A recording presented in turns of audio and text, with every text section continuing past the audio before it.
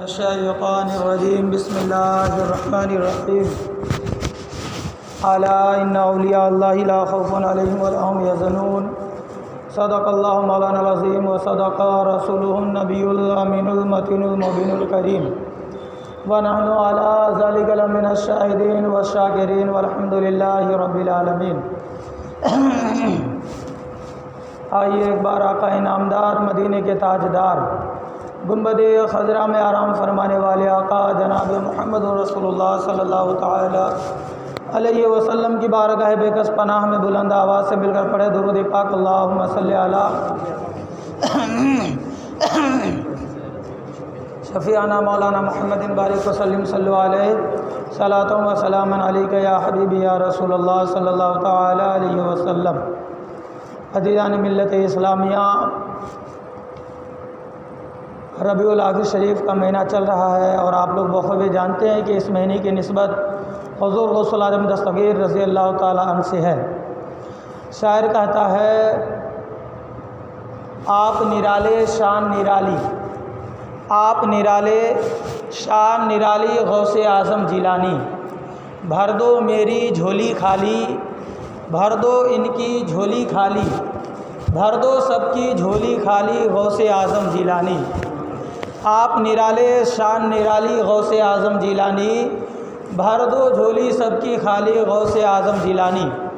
اور ماں نے تم کو اپنے شکم میں آدھا حافظ کر ڈالا، ماں نے تم کو اپنے شکم میں آدھا حافظ کر ڈالا، آپ کی ماں بھی اللہ والی غوث اعظم جیلانی، آپ کی ماں بھی اللہ والی غوث اعظم جیلانی۔ اور قبر میں جس دم آپ کا شیدا خوف سے تھر تھر اٹھا تھا، قبر میں جس دم آپ کا شیدا خوف سے تھر تھر اٹھا تھا، آپ نے آ کر لاج بچا لی غوث اعظم جیلانی، آپ نرالے شان نرالی غوث اعظم جیلانی۔ عزیزان ملت اسلامیہ، میں نے قرآن کریم فرقان حمید کی بہت ہی مشہور و معروف آیت کریمہ کو اپنا موضوع سخن بنایا ہے۔ اللہ تبارک و تعالیٰ قرآن مجید فرقان حمید میں ارشاد فرماتا ہے الا ان اولیاء اللہ لا خوف علیہم ولا هم یحزنون، جس کا ترجمہ اور مفہوم یہ ہے کہ بے شک سن لو اللہ کے ولیوں پر نہ تو کچھ خوف ہے اور نہ ہی کچھ غم ہے۔ یقیناً میرے ملت کے نوجوانوں جو اللہ کے ولی ہوتے ہیں ان کو کسی بھی چیز کی کوئی پرواہ نہیں ہوتی ہے، اس کے دل و دماغ میں ہمیشہ صرف اللہ اور اس کے رسول کا خوف بھرا رہتا ہے، اور جس کے دلوں میں اللہ کا خوف ہو، اس کے رسول کے خوف ہو، یقیناً پھر دنیا کی کوئی چیز اس کو ڈرا نہیں سکتی، نہ دنیا کی اس کے دلوں میں محبت آ سکتی ہے۔ حدیث پاک میں آتا ہے کہ پیارے آقا صلی اللہ علیہ وسلم ارشاد فرماتے ہیں کہ جب اللہ تبارک و تعالیٰ کسی بندے سے محبت کرتا ہے، آج ہم اللہ کے ولیوں سے محبت کرتے ہیں، بہت سارے انسان سوچتا ہے کہ ہم ان کے در پہ اور ہم ان کے مزار پاک پہ جاتے ہیں تب ان کا جو تو مقام بلند اونچا ہوتا ہے، لیکن یاد رکھیں حدیث پاک میں آتا ہے پیارے آقا صلی اللہ علیہ وسلم ارشاد فرماتے ہیں کہ جب اللہ تبارک و تعالیٰ کسی بندے سے محبت کرتا ہے تو حضرت جبریل امی سے ارشاد فرماتا ہے جبریل میں فلاں بندے سے محبت کرتا ہوں، تو بھی اس بندے سے محبت کر۔ گویا کہ حضرت جبریل امی بھی اس بندے سے محبت کرتا ہے۔ پھر حضرت جبریل امی آسمانی تمام مخلوق میں اعلان کرتا ہے کہ فلاں بندے سے اللہ محبت کرتا ہے، تو بھی اس سے محبت کر۔ پھر زمین میں اعلان فرماتا ہے کہ اللہ تبارک و تعالیٰ فلاں سے محبت کرتا ہے، اے اللہ کے بندے تو بھی اس سے محبت کر۔ پھر پورے زمین والے اللہ کے اس ولی سے محبت کرنے لگتے ہیں۔ تو عزیزان ملت اسلامیہ، یقیناً جو بندہ اللہ کا ہو جاتا ہے اللہ تبارک و تعالیٰ اس کا ہو جاتا ہے، تو اللہ تبارک و تعالیٰ پھر لوگوں کے دلوں میں ان کی محبت پیدا کر دیتا ہے، جس کے سبب بندہ اس سے محبت کرتے ہیں، چاہے وہ غوث پاک ہو یا خواجہ غریب نواز ہو یا بابا تاج الدین رحمۃ اللہ علیہ ہو یا چمن شاہ علی سرکار رحمۃ اللہ علیہ ہو، جتنے بھی اللہ کے ولی بزرگان دین جس سے بھی لوگ محبت کرتے ہیں، یقیناً اللہ ان کے دلوں میں ان کی محبت پہلے ڈالتا پھر وہ اس سے محبت کرتا ہے۔ عزیزان ملت اسلامیہ، حضور غوث الاعظم دستگیر رضی اللہ تعالیٰ عنہ کی شان ہی نرالی ہے۔ ایک شخص حضور غوث پاک کی بارگاہ میں آتے ہیں، آنے کے بعد عرض کرتے حضور میں آپ سے مرید ہونا چاہتا ہوں۔ حضور غوث پاک فرماتے ہاتھ بڑھا، ہاتھ پہ ہاتھ رکھ، مرید ہو جا۔ وہ شخص ہاتھ بڑھاتا ہے، بڑھانے کے بعد حضور غوث پاک عرض کرتے ہیں کہ بول، میں جھوٹ نہیں بولوں گا۔ وہ شخص بولتا ہے میں جھوٹ نہیں بولوں گا۔ پھر حضور غوث پاک فرماتے ہیں کہ بول، میں نماز نہیں چھوڑوں گا۔ وہ شخص عرض کرتا ہے میں نماز نہیں چھوڑوں گا، میں روزہ نہیں چھوڑوں گا، میں روزہ نہیں چھوڑوں گا، میں جھوٹ غیبت چغل خوری نہیں کروں گا۔ وہ بندہ کہتا ہے میں جھوٹ چغل خوری غیبت نہیں کروں گا۔ حضور غوث پاک آگے فرماتے بول، میں شراب نہیں پیوں گا۔ وہ ہاتھ پیچھے کھینچ لیتا ہے، وہ ہاتھ پیچھے کھینچ لیتا ہے، کہتا ہے کہ نہیں میں تو شراب پیوں گا۔ وہ بندہ جانتا نہیں تھا کہ یہ غوث اعظم بھی ہے، روشن ضمیر بھی ہے۔ وہ جانتا نہیں تھا کہ یہ پیران پیر ہے اور روشن ضمیر بھی ہے۔ وہ ہاتھ پیچھے کھینچ لیا۔ غوث پاک فرماتے ہیں شریعت کے خلاف عمل کرے گا اور عبد القادر سے مرید ہونا چاہتا ہے؟ شراب پینا حرام ہے، یہ خلاف شرع کام ہے۔ وہ شخص واپس جانے لگا، کہنے لگا پھر تو میں مرید نہیں ہوں گا، کیونکہ میں شراب پینے کا عادی ہوں اور شراب پیوں گا۔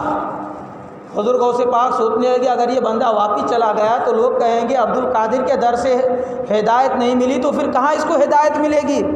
حضور غوث پاک بلائے، کہے کہ بندہ ادھر آ۔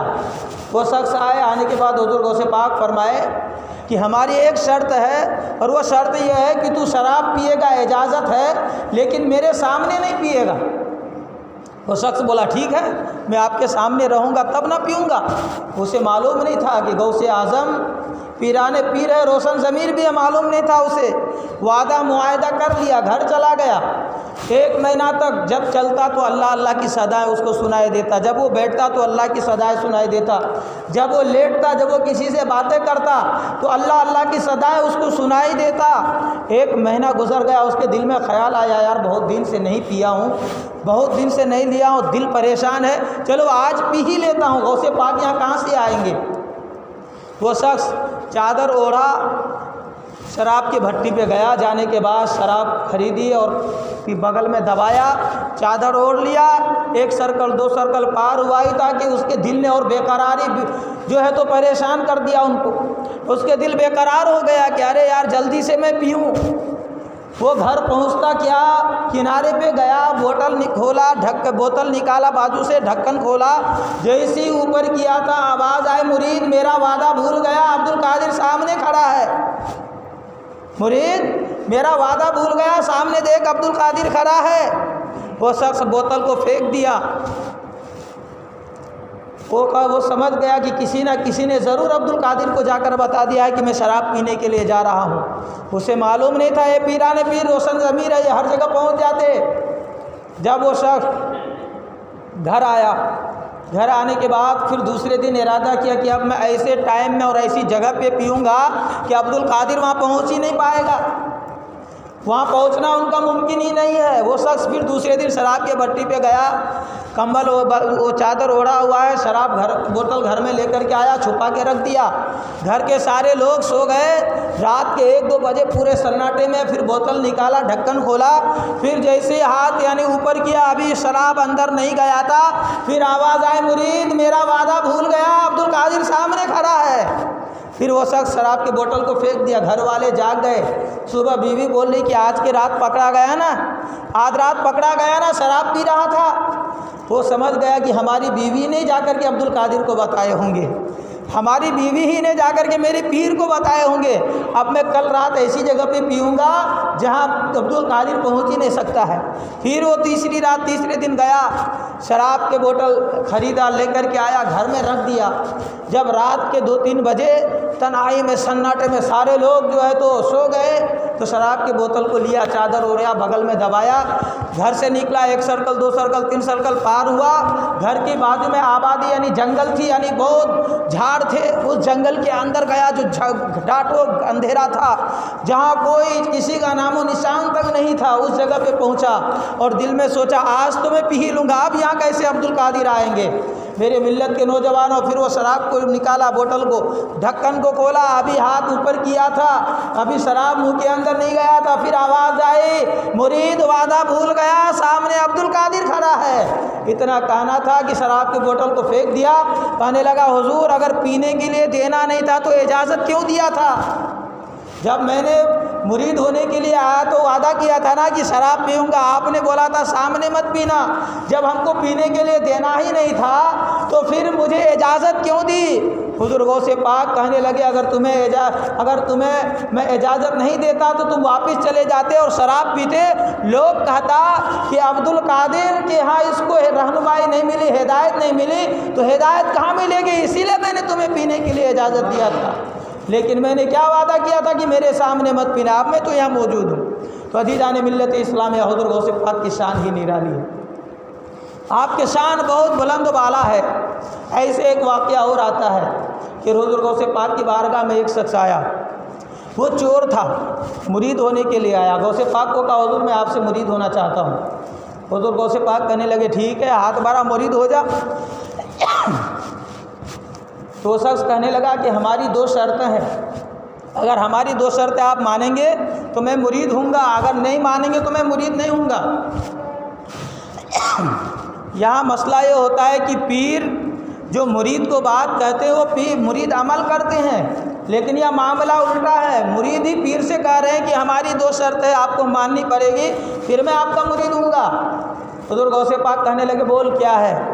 کہنے لگا میں چور ہوں، چوری بند نہیں کروں گا، میں نماز نہیں پڑھتا ہوں، نماز نہیں پڑھوں گا۔ حضور غوث پاک کہنے لگے خلاف شرع عمل کرتا ہے، عبد القادر سے مرید ہونا چاہتا، چل واپس جا، مرید نہیں کروں گا، خلاف شرع عمل کرے گا، عبد القادر کے مرید ہونا چاہتا ہے۔ وہ شخص کہنے لگا حضور بڑے بڑوں کی بگڑی یہیں سے بنی ہے، آپ نے بڑے بڑوں کو سنبھالا ہے، مجھے بھی قبول کر لیں، واسطہ آپ کی ماں فاطمہ ام الخیر کا، آپ مجھے قبول کر لیں۔ حضور غوث پاک رضی اللہ تعالیٰ عنہ عرض کرتے ہیں کہ ہماری بھی ایک شرط ہے، ایک شرط ہماری مان لے میں تمہاری 2 مان لوں گا۔ وہ شخص کہنے لگا حضور ایک نہیں میں آپ کی 1000 مان لوں گا، صرف آپ ہماری 2 مان لیں۔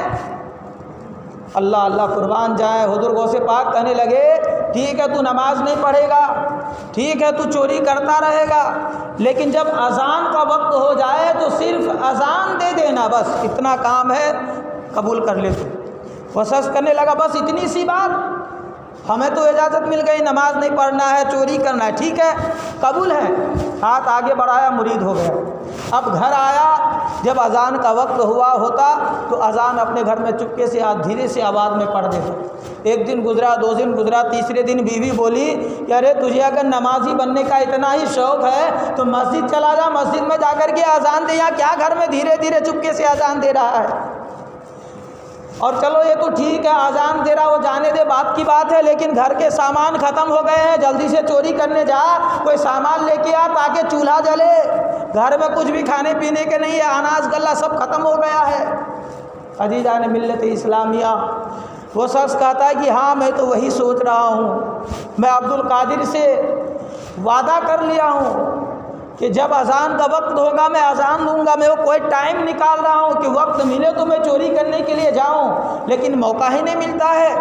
تو اس نے ذہن لگایا، خوب ذہن پہ زور دیا، تو اس کا ذہن کام کیا کہ ہاں رات میں عشاء کی اذان دے دوں، 11 بجے جاتا ہوں، 3 بجے سے پہلے چوری کر کے گھر واپس آ جاؤں گا، یہ تو اچھا خاصا ٹائم مل جاتا ہے، اور رات کا سناٹا بھی کون دیکھے گا چوری کرتے ہوئے۔ گھر سے رات کے 11 بجے نکلا، بغداد کے ایک امیر کبیر شخص کے گھر میں فلانگ لگا کر اندر داخل ہو گیا، گھر کے اندر داخل ہو گیا، جس گھر میں اس کا پورا مال و جائیداد، زیور وغیرہ تھے، رقم وغیرہ تھے، اس گھر تک پہنچا۔ پہنچنے کے بعد گھر کا چراغ روشن کیا، کیا دیکھ رہا ہے کہ اتنے لال و جواہرات، سونے چاندی کے سکے پورے گھر میں پڑے ہوئے ہیں۔ اس کا دماغ ایک دم بالکل دیکھ کر کے کام نہیں کرنے لگا کہ کیسے جلدی سے اٹھاؤں اور کتنا لوں، میں جلدی سے لے کر کے بھاگوں۔ وہ شخص بوریے نکالا اور سونے اور چاندی، لال و جواہرات کو اس بوریے میں بھرنے لگا، اور بھرتے بھرتے اتنا بھرنے میں مصروف ہو گیا کہ اسے ٹائم کا خیال نہ رہا۔ جب وہ کاندھے پر بوریے کو ڈال کر کے گھر سے باہر نکلا تو اسے یاد آ گیا کہ ارے فجر کے اذان کا تو وقت ہو گیا۔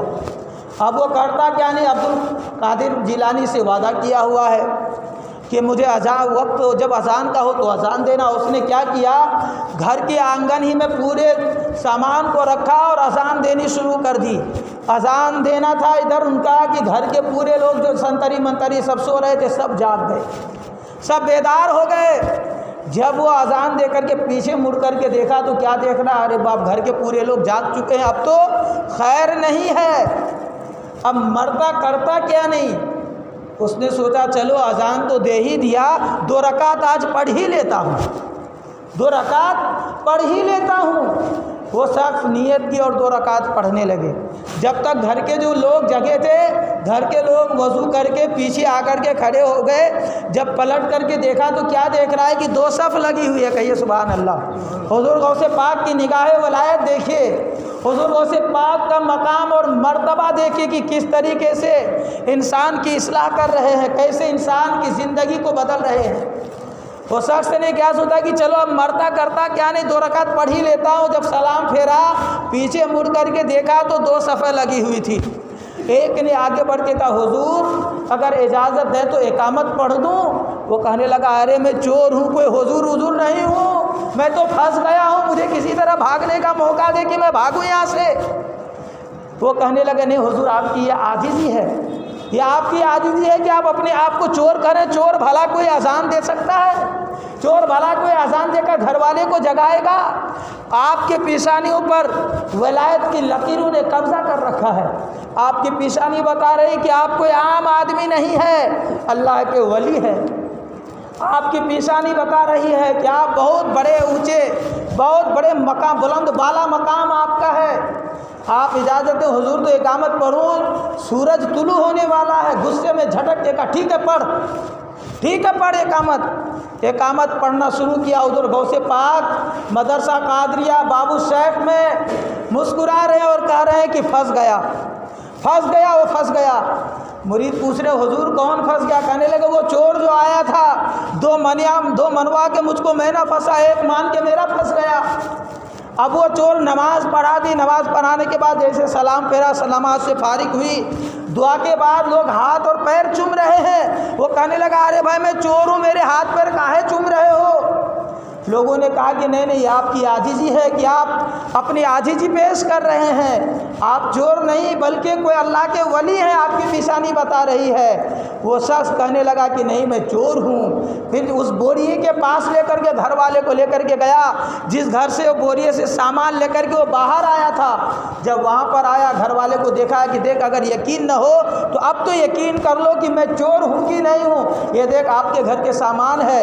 گھر والے کہنے لگا نہیں آپ کی عاجزی ہے، بھلا کوئی چور اذان دے سکتا ہے؟ وہ شخص اپنا چہرہ حضور غوث الاعظم کے مدرسے کی طرف کیا، ہاتھ اٹھایا اور کہنے لگا عبد القادر مان گیا، میں تجھے مان گیا، 1 مان کے میں پھنس گیا، 2 منوا کے نہ پھنسا پایا۔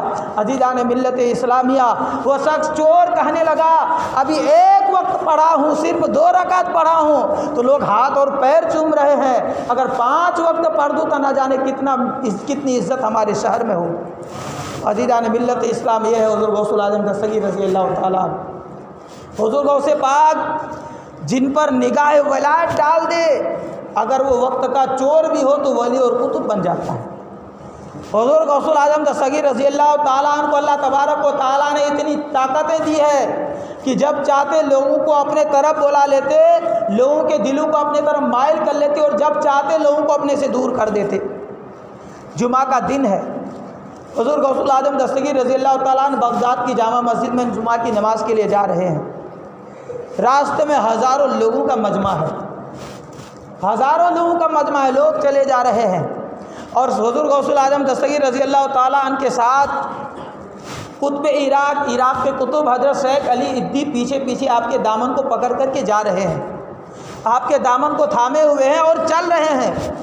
شیخ علی ادی جو قطب عراق تھے، ان کے دل میں خیال آیا یار آج کیا بات ہے، میرے شیخ سے ملنے کے لیے کوئی آ نہیں رہے ہیں، ہزاروں کا مجمع روڈ پہ ہے، جا رہے ہیں لوگ، کوئی جو ہے تو حضور کے طرف دیکھ بھی نہیں رہے ہیں، کوئی سلام بھی نہیں کر رہے ہیں، سلام تو دور کی بات، کوئی مصافحہ تک بھی نہیں کر رہے ہیں، آخر معاملہ کیا ہے، بات کیا ہے؟ ان کے دل میں خیال آیا۔ تھوڑی دیر کے بعد کیا دیکھا کہ ایک قافلہ حضور غوث پاک سے ملنے کے لیے دوڑا، ایک قافلہ امٹ پڑا حضور غوث پاک سے ملنے کے لیے۔ شیخ علی ادی جو قطب عراق تھے، ان کو ایک دھکا لگا اور بہت دور نکل گیا، بہت پیچھے چلا گیا۔ جب حضور غوث العظم دستگیر رضی اللہ تعالیٰ عنہ مسجد کے زینے تک پہنچے، مسجد کے سیڑھیوں پر پہنچے تو پیچھے پلٹ کر کے دیکھا، کہنے لگا شیخ علی الدین کدھر ہو؟ کہنے لگا حضور یہاں ہوں۔ کہنے لگا کہ ادھر آ۔ کہنے لگے اتنے پیچھے کیسے چلے گئے؟ اتنی دور ساتھ ساتھ چل رہے تھے، اتنے پیچھے کیسے چلے گئے؟ کہنے لگے حضور آپ سے جو قافلہ ملنے کے لیے لوٹا، ملنے کے لیے آپ سے جو ٹوٹا یہ قافلہ، تو مجھے دھکا لگا اور میں بہت دور چلا گیا۔ حضور غوث العظم دستگیر رضی اللہ تعالیٰ عنہ کہنے لگے کہ پہلے کی حالت اچھی نہیں تھی، جو میرے ساتھ ساتھ میرے دامن کو پکڑ کے چل رہے تھے، تم کو کیا دل میں خیال آیا کہ آج میرے شیخ کو کوئی سلام نہیں کر رہے ہیں، کوئی دعا نہیں کر رہے ہیں، کوئی مصافحہ نہیں کر رہے ہیں؟ دیکھ شیخ علی الدین، اللہ تبارک و تعالیٰ نے میرے ہاتھوں میں لوگوں کے دلوں کو رکھ دیا ہے، جب چاہوں میں اسے اپنے طرف پھیر لوں، جب چاہوں اسے دور کر لوں۔ عزیزان ملت اسلامیہ، یہ ہے حضور غوث العظم دستگیر رضی اللہ تعالیٰ عنہ کی شان کہ اللہ تبارک و تعالیٰ نے اپنے ولیوں کو اس قدر شان عطا کی ہے کہ ایک وقت میں کئی جگہوں پہ پہنچ جاتے ہیں۔ غوث اعظم کی ایک کرامت بھی بہت مشہور ہے۔ ایک شخص نے حضور غوث العظم دستگیر رضی اللہ تعالیٰ عنہ سے سوال کیا، ایک سوال آیا آپ کے پاس کہ ایک وقت میں پیارے آقا صلی اللہ علیہ وسلم نبی کریم جو ہے کئی جگہوں پر کیسے پہنچ سکتے ہیں؟ جیسے حضور نبی کریم صلی اللہ علیہ وسلم کو اللہ نے اتنی طاقت دی ہے، آپ اتنے اختیارات ہیں آپ کے اندر کہ ایک وقت میں آپ کئی جگہوں پر جا سکتے ہیں۔ تو سوال آیا کہ آخر حضور نبی کریم صلی اللہ علیہ وسلم جو ہے ایک وقت میں کئی جگہوں پر کیسے جا سکتے ہیں؟ یہ ممکن ہی نہیں ہے۔ حضور غوث پاک کے پاس سوال آیا، آپ نے اسے کر کے دکھایا۔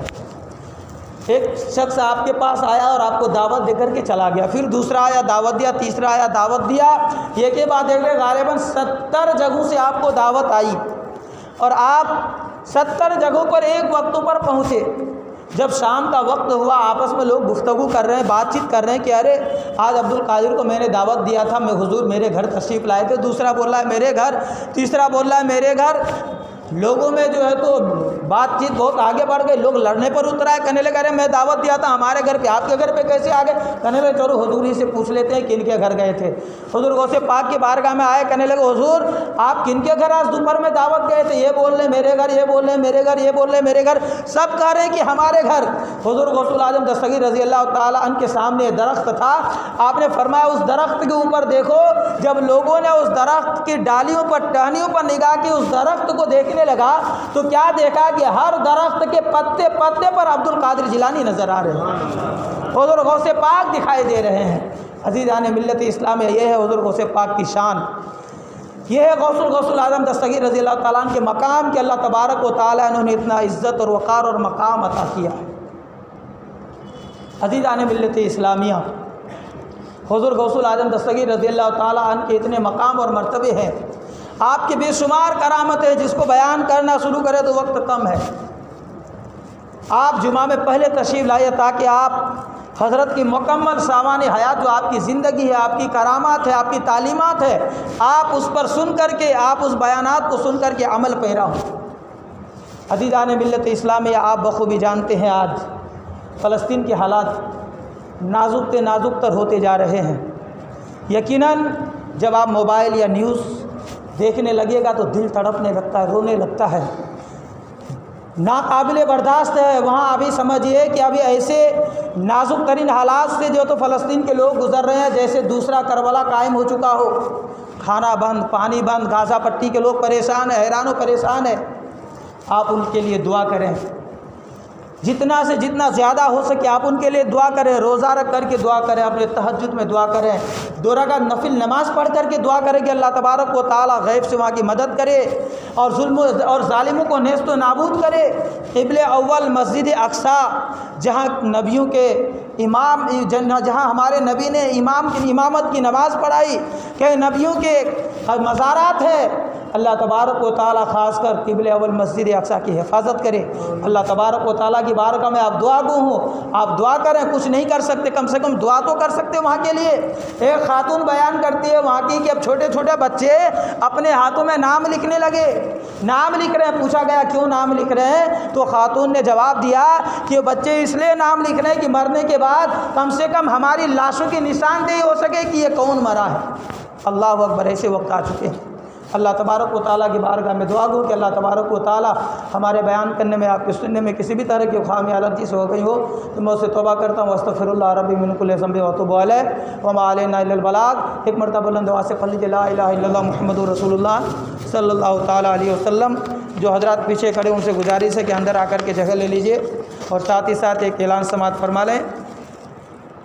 9 نومبر بروز جمعرات بعد نماز مغرب تا رات 10 بجے تک جشن غوث الورا کانفرنس بمقام مدراسی بابا میدان حیدرپورہ امراوتی میں رکھا گیا ہے، جس میں زیر سرپرستی حضرت علامہ مولانا الحاج الشاہ آل رسول ابو الحسین سید عبد القادر جیلانی بغدادی صاحب مدثر اللہ العلی والنورانی تشریف لا رہے ہیں، اور مقرر خصوصی ڈاکٹر شہریار صاحب قبلہ پورنیہ بہار سے تشریف لا رہے ہیں۔ آپ حضرات اس پروگرام میں شرکت فرما کر ثواب دارین حاصل کریں۔ جو حضرات پیچھے ہوں ان سے گزارش ہے اندر آ کر کے جگہ لے لیجیے، اور جو سنت ادا نہیں کو سنت ادا کر لیجیے۔